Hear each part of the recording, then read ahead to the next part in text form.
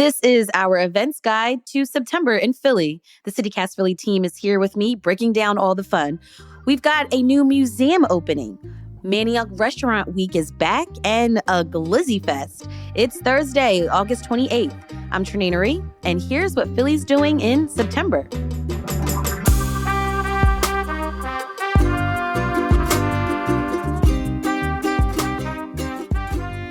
Welcome to CityCast Philly. If this is your first time, and if you're a longtime listener, welcome back.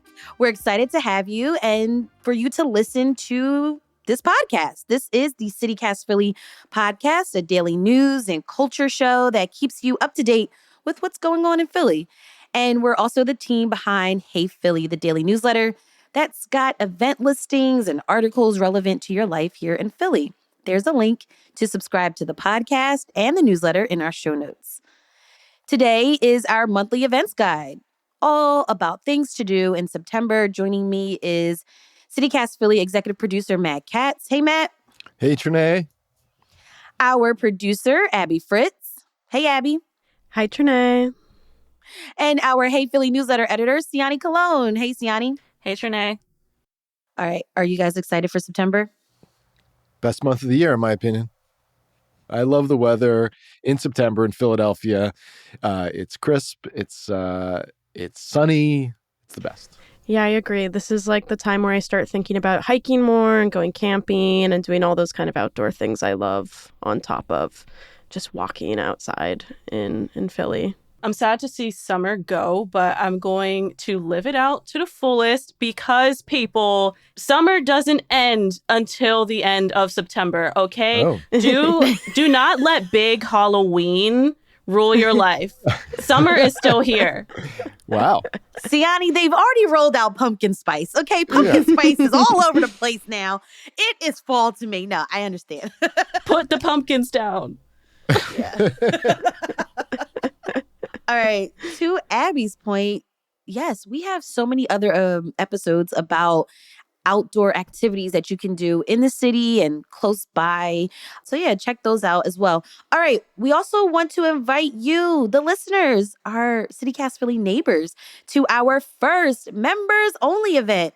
We are so excited to meet you all, our CityCast Philly neighbors, on Wednesday, September 3rd at Milk Boy on South Street. Now, why are y'all going to be at South Street? Because we are launching our South Street podcast series. We're covering the history of Philly's most iconic street and sharing a sneak peek with you all. So you are welcome to come and bring a +1, maybe someone that should be a CityCast Philly neighbor as well. And we will cover everyone's first drink, provide delicious food, and have merch available. So check out that invite in your inbox. And if you'd like to become a neighbor, go to membership.citycast.fm. Join us. Yes. All right, let's get into these activities happening in September. Siani, start us off. Well, the arts never stop in the city, but there's some exciting stuff happening in September. It kicks off Opera Philadelphia's 2025-2026 season. Trinae, I know you spoke with the organization's director a while back, and one thing that came up in that conversation was the return of the $11 ticket deal. Yes. So to make opera and arts in general more accessible to the public, they're continuing their Pay What You Wish program that starts from like $11 and up. And their first show, Il Viaggio a Reims, will run at the Academy of Music on September 19th, 21st, 26th, and 28th. Mm-hmm. And there's still a good amount of seats that are still available. So if you've never been to the opera before or just need a cheap date night idea, which again, there's another podcast episode on cheap dates. So definitely take advantage of this opportunity. And if you want to support other local arts even more, Philly Fringe Festival is back and it's running from September 4th through the 28th. And there's like over 300 artists participating. Mm-hmm. Wow. Philly Fringe Fest is, I love that. Philly Fringe Fest. It is epic. Yeah. And I read in WHRY that they're going to actually be using the Wanamaker building for one of the performances. So definitely check that out. Matt, you've also got like an artsy thing to do for September. Yeah, we are getting our first major museum in years. September 21st is the opening of the Calder Gardens. I And know, by I the way, can't wait. right? It's going to be magical. They say it's not actually technically a museum. It's a, quote, multi-layered cultural space to be navigated and experienced in different ways. And that's because the exhibition spaces are almost entirely underground in a series of chambers and sunken gardens. This is the background here. It's been in the works for 25 years. Alexander Calder was born in Philly in 1898. He was a major interdisciplinary artist of the 20th century. He died back in 1976. He's credited with inventing the mobile, like, where you suspend objects into abstract designs. And his father made the Swan Memorial Fountain in Logan Square. And his grandfather sculpted William Penn on top of City Hall. So this is No a way. Wow. true world-renowned artist who has deep, deep Philadelphia ties. And this museum, this Calder Gardens, is a love letter to him. And it sounds just tremendous. I've got a buddy, Mike, who's a loyal CityCast Philly listener, and he's been working on this project. So I've been hearing about it for a long time now. And I'm sure it's going to be phenomenal. And what I love most about it is it's across the street from the Rodin Museum over on the Ben Franklin Parkway, down the block from the Philadelphia Museum of Art and the Barnes Foundation, around the corner from the Academy of Natural Sciences and the Franklin Institute. So it really just kind of knits this stretch of city together into a multi-layered destination for arts and culture. I think it is a tremendous moment for our city to have this thing right in the center of town. Calder Gardens opens on September 21st. You can go onto their website and get tickets now. I think it's really cool just thinking about just the work of the different family members and just going that route from City Hall straight down, and just their contributions to the city are just in a straight shoot up. Yeah, that's totally true. Right. It's very cool. Like that. Yeah. The generations and their impact on Philly and their impact on these iconic locations in Philly too. Anybody ever go to the top of City Hall and look through the eyes of William Penn? Always wanted to. Have you done that? I haven't done it. Field trip. Right? Okay, speaking of the arts, Abby, you also have a art showing on your list for September. Yeah, so a guest we've had on in the past, Chelsea Luster, who's a local artist and curator, she's actually opening a gallery in Philly that's going to open this month. It's called Luster Gallery and Studio. It's going to be in the Crane Arts Building in North Philly, and she describes the space as a place to showcase work from queer artists, artists of color, and Womenex. She's having an opening reception for the space and her first exhibit on September 11th from 6 to 9 p.m. The exhibit is going to be called Shades, Expanding the Language of Black Skin.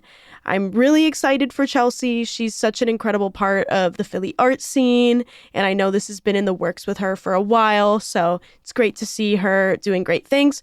And also definitely listen back to our episode with Chelsea. It was all about how to make the best of First Fridays, so you could totally use that this month too. Congrats, Chelsea. The Crane Arts Building is also a great reason just to go because that place is a work of art in and of itself.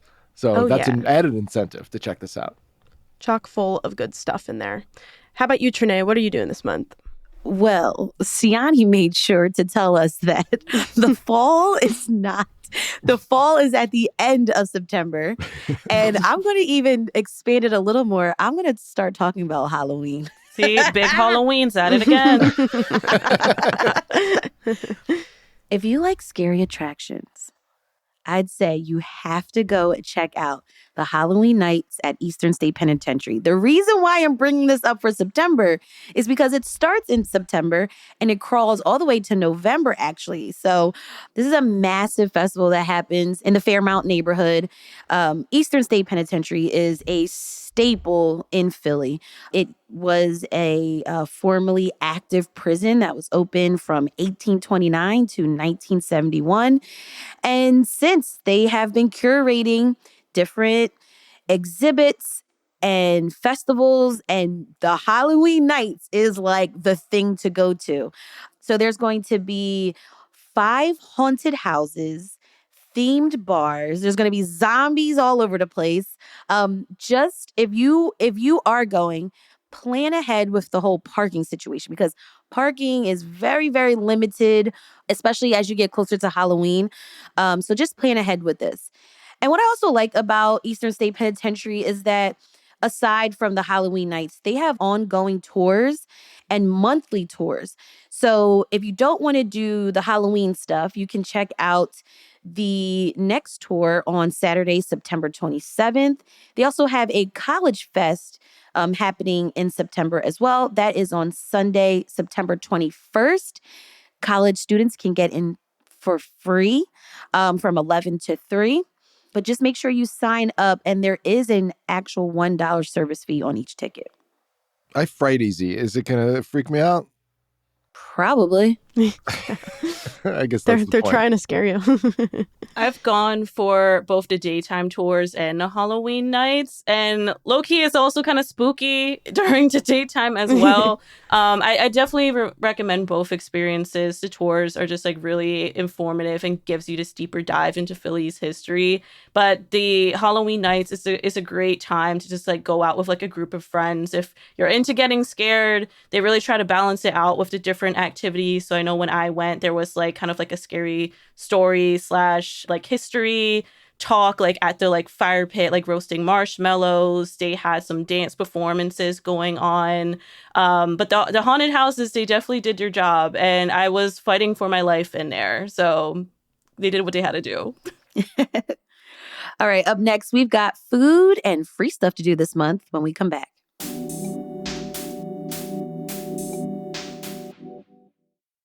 All right, all those activities are definitely going to make you hungry. So what's on your food list this month, Matt? Well, the biggest restaurant opening of the year is Borromini in the 100-year-old building where Barnes & Noble's was, right on the north side of Rittenhouse Square. I call my Italian friend Jacopo so I can pronounce this properly, but he said it is Borromini. And Borromini. It's Borromini. But he said don't accentuate it too much, otherwise it sounds like you're poking fun at the language. Yeah. But it is fun to say. I will say it is fun to say. Borromini is from our most prolific and perhaps greatest restaurateur, Philadelphia, Steven Starr.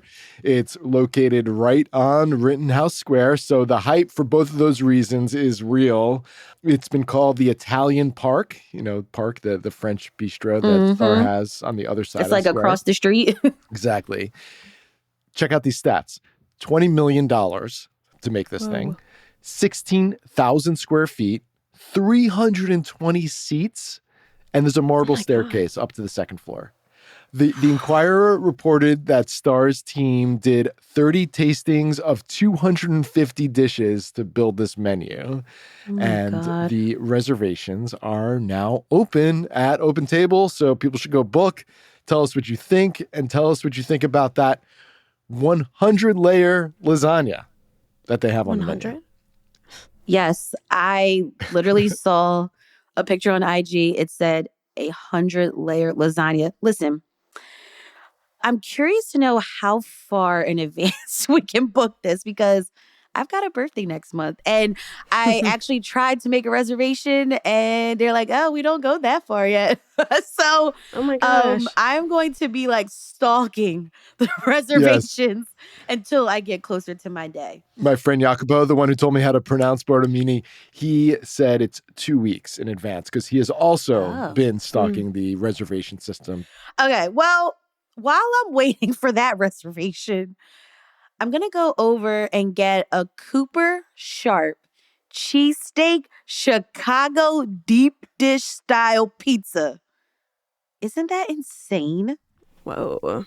First of all, it looks like the cheese pull is like what is really like getting me. And I love a crispy edge of a pizza. Oh my God. You also love Cooper Sharp.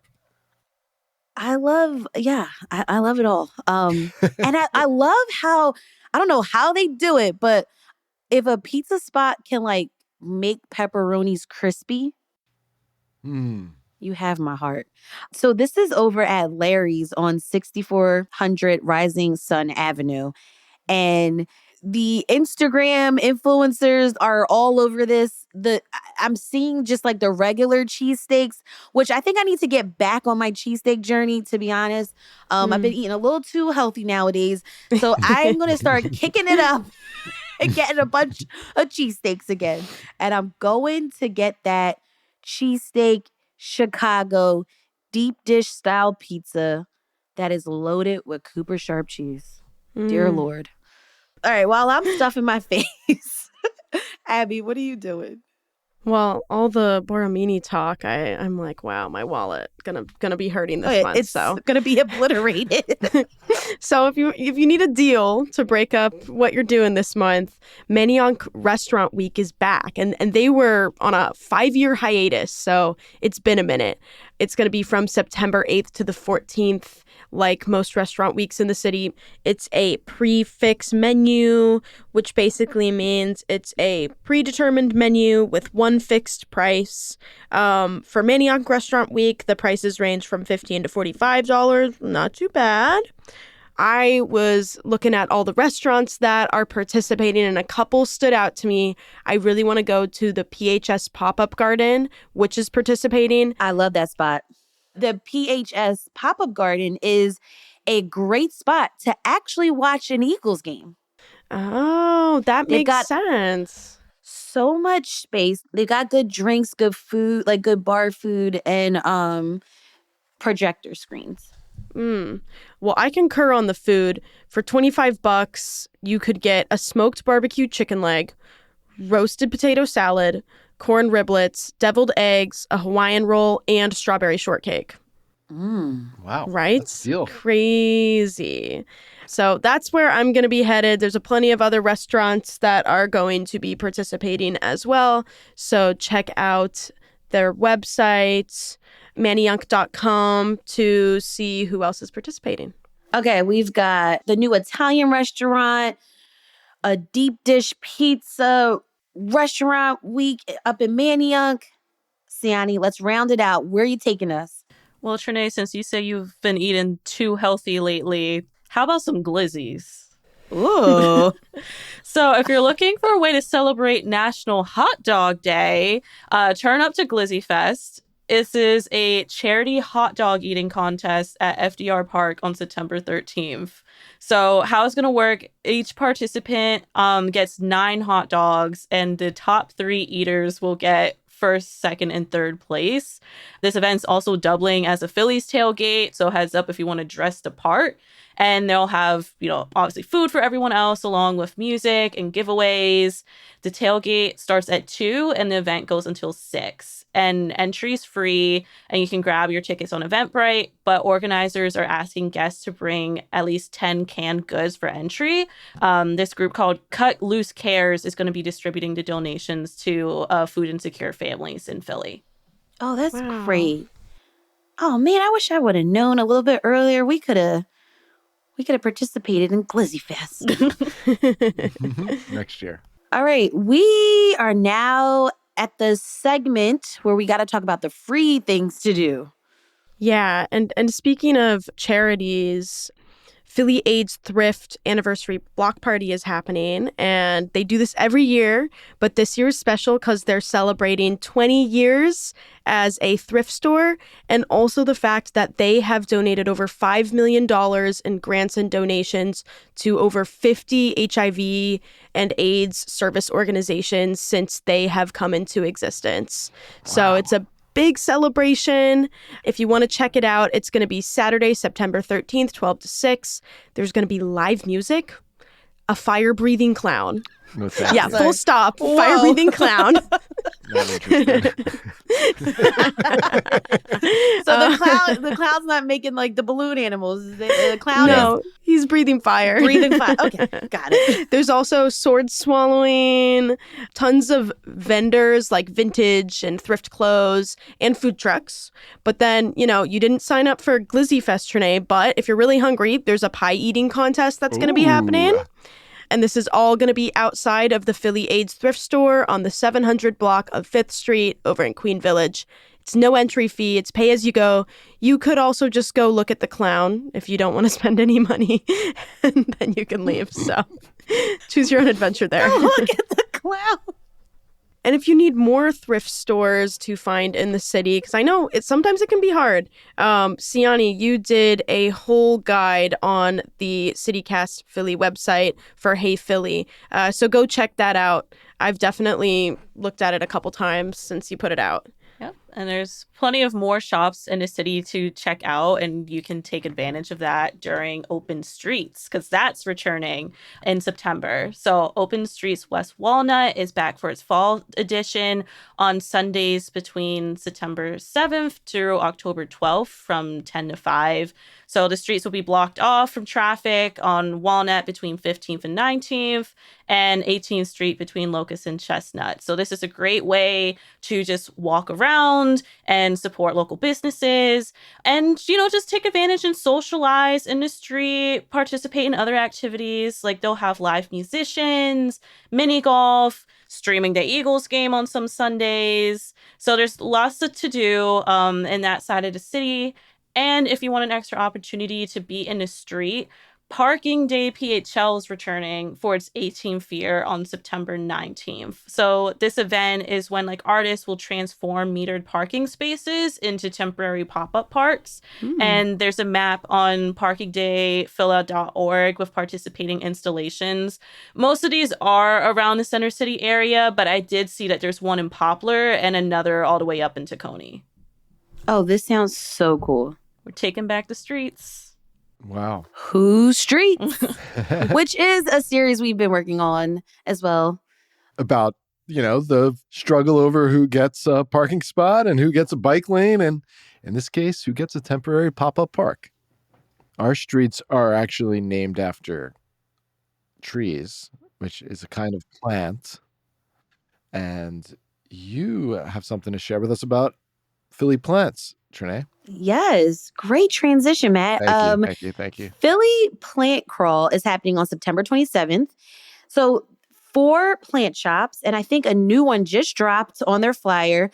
City Planter, Plant for Good, Plant and People, Safa Plant Company, and Proper Goods. It's not just go check out these plant shops. No, you can get they have a really cool interactive way to do this crawl. So you go to each shop, you collect a stamp, and when you complete your plant crawl passport, you will be eligible to win an awesome raffle prize. So it says that each plant shop is going to have special activations happening throughout the day from 11 to 5 p.m. So they're really encouraging you to check out the shops. Now, they want you to shop as well, so that part's not free. But check out these places, see what's in your neighborhood. So this is all over the city. It's all over the city, and Cool. There's going to be giveaways, exclusive deals. So it's really a chance to check out the plant shops all around the city. I've got one other thing for you guys. Since this is still Siani summer, it's a Siani summer. It's a Siani summer. Yes. We're still hanging out outside. And Trinae, I know you love random dancing events. So I've got one for you. Spruce Street Harbor Park, right on the Delaware River. Every Friday throughout the summer, including in September, they have free dance nights. They did a country line in June, swing in July. And every Friday in September is salsa. It's free, all ages, 7 to 10 p.m., right at Spruce Street Harbor Park, which is right by the Moshulu on the Delaware River there. Oh, this September is going to be lit. Yep. And also, guys, do you know about September 4th? E. A. G. L. E. S. Eagles! It is the Eagles season opener against the Dallas Cowboys. And there is going to be so many tailgates. There are so many parties. I don't know if people are going to work that day. It's a And I'm Thursday sure night. because it's a Thursday night game, I doubt it that people are going to wake up for work on Friday. So, Matt, see ya. All right. No show the following Monday, I guess. No, I'm just kidding. I'm going to be there. I'm going to be at work on Friday. But the entire city is going to be kind of like, I imagine, kind of like the parade day, which was like a once in a lifetime thing. Well, actually, I've experienced it twice in my lifetime. But it's going to be so exciting. And we've got an episode about it with our sports contributor, OJ Spivey. And yeah, this is going to be a great day for the city. We've been waiting on football since February when we won that damn Super Bowl. Everybody is looking for another one. We are hungry. We are hungry for a second championship. This team is built for a second championship. Cannot wait for Thursday, September 4th. Kickoff's like 8:20, something like that, Trinae? Tickets are like $1 million. Oh. Matt, Abby, Siani, thank you so much for joining me on this episode of Things to Do for September. Can't wait. Thanks, Trinae. Go Birds. Go Birds. Enjoy the rest of summer, guys. Oh, Siani.